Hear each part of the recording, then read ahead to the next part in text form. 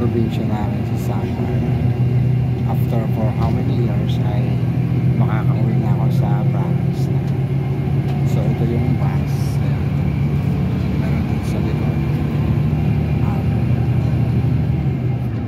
Matagal ako hindi nag-upload sa aking YouTube channel. But now ay mag-upload na ulit ako sa aking YouTube channel. So salamat sa mga supporter nyo. Huwag kalimutan na i-click ang bell icon at pakisubscribe na rin sa Biraki Hub YouTube channel.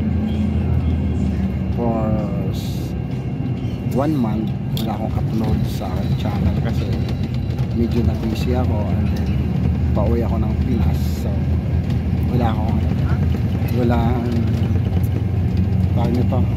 walang movement yung channel ko, kaya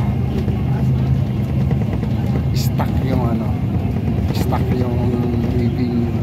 But so far merong nanonood ko sa mga old videos, nanonood sila doon. But sa mga new, wala akong new uploads, kaya ito ay pinaka first upload ko for April, kasi buong March hindi ako nag-upload ng video kasi na-busy ako, nag-ayos ng mga papers. Then by tomorrow ay i-upload ko to sa Biraki Hub YouTube channel. So, maraming salamat. Nandyan pa rin kayo na sumusuporta sa aking YouTube channel at hindi kayo umalis.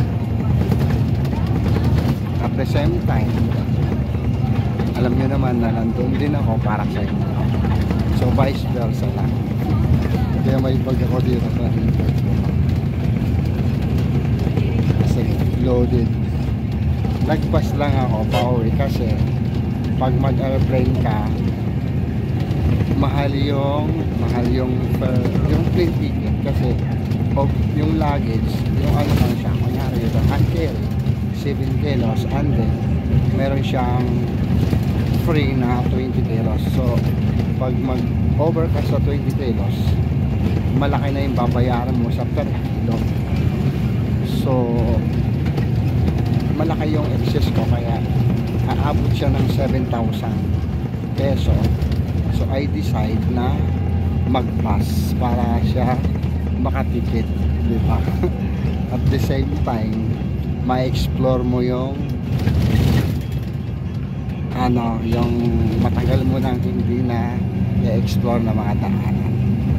Makakasakay ka ng ferry boat, di ba? Makikita mo yung Vulcan Mayon, and then yung mga gandang tanawin sa land base, kasi puro ka na lang air base, puro ka na lang sa aeroplano. So nag-decide ako na mag land